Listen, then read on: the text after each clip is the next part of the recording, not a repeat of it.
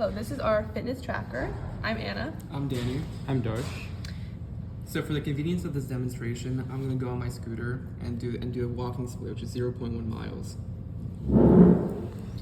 So yeah, before we start, we have 4 activities that the user can select, and it ranges from running, biking, walking, and skateboarding. So we're currently choosing walking. As Danny said, the split time is the shortest, so we can show the most amount of splits. So now what we're gonna do is that we're gonna start. And you can see Danny's path. And we can color the path by either speed or by elevation. And another feature is that if Danny gets close to the edge of the map, it will resize. So we can watch for that to happen.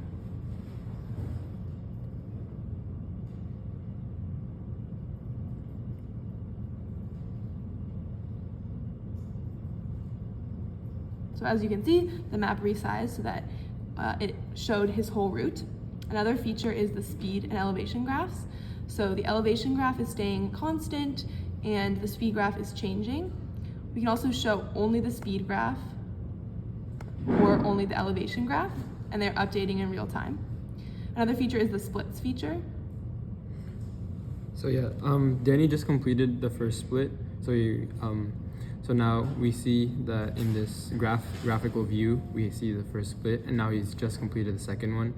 And we can see that the average speed is 10.83 miles per hour. And now this darker green bar is indicating that he's on his third split. We also have a table view that shows splits 1 and 2, as currently split 3 is in progress, and we currently have it sorted by average. The fastest split is first. Oh, and now we can just see that the third split just got populated. It was slightly slower than the second one, so that's why it's ranked from 2, 3, 1. Now you can go back to the map and see that the route has been updated.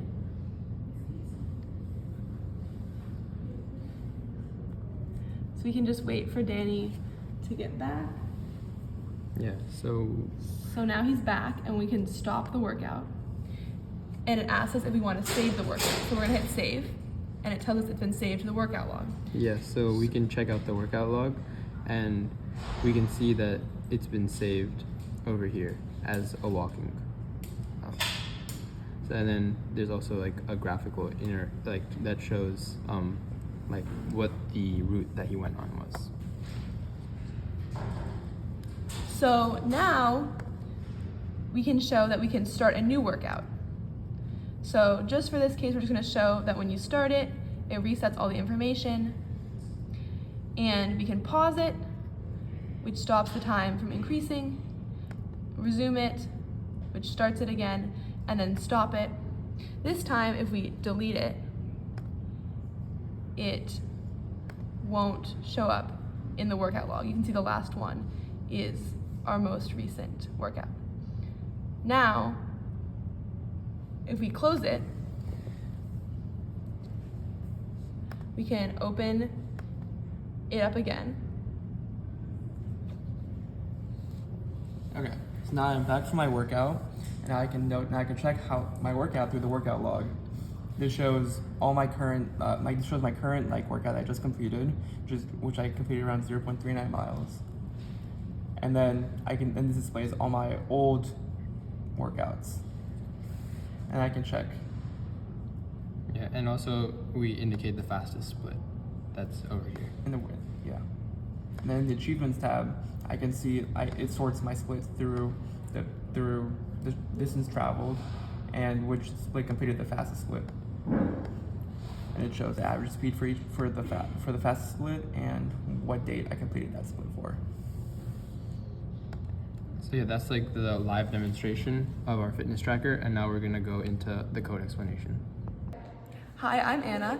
I worked on plotting the map and the route that the person took. I also plotted the speed and elevation graphs. I also calculated the distance that the person went. So we can look at my code.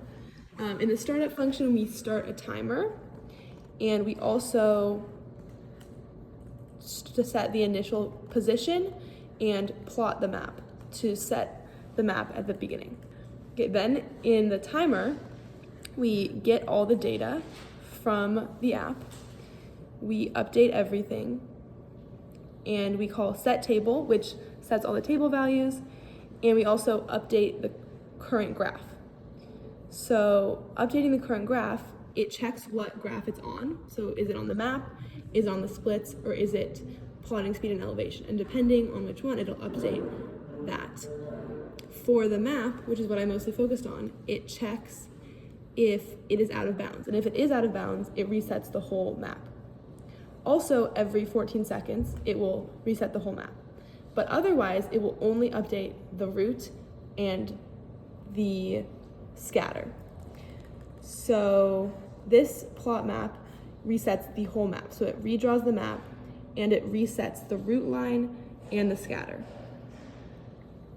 The update map only sets the route line and the scatter to the current position. And that's how we update the map with the route and resize it if needed. Oh, one error we had was we were trying to reset the whole map every 2 seconds, and it took so long to call the API that it was kind of always resetting. That's why we only reset the map if we were going out of bounds, and every 2 seconds we called update map data, which only added to the route line and the scatter. Okay, so my name is Darsh, and I worked on the workout log and the achievements, and initially resizing the map when the user first starts up the app. So this is so I'm going to be explaining the workout log. So this is the first function, which is essentially save workouts to file, and essentially this function saves the workout data locally to your machine. So then after you close the app, you still have the same saved workouts that you have. And then if something goes wrong, we just throw an alert to the user saying that it failed to save the workout. Next is save workout. So this is the primary function of capturing the complete workout. So what we do is we create a workout structure in a struct, and this essentially outlines all of the important information that a workout has. And then next we save it. Next is display workout details, and this creates the details of a specific workout into the UI. And basically what we do first is we find the fastest split by looking at the split with the highest average speed, and then next we populate the data into the table. Lastly is update workout log display, and this refreshes the workout list UI. If no workouts exist, then we show a placeholder value that says no workout saved. And then lastly, some issues that I had was initially saving the files locally to the machine. I was running into some errors with my computer personally, but after I resolved that, I needed to make sure that the struct that I was creating to save the workouts was proper. Hi, I'm Danny, and I worked on the splits code, the start stop, and the pause resume functionality. But in this video, I'll be specifically talking about the splits code.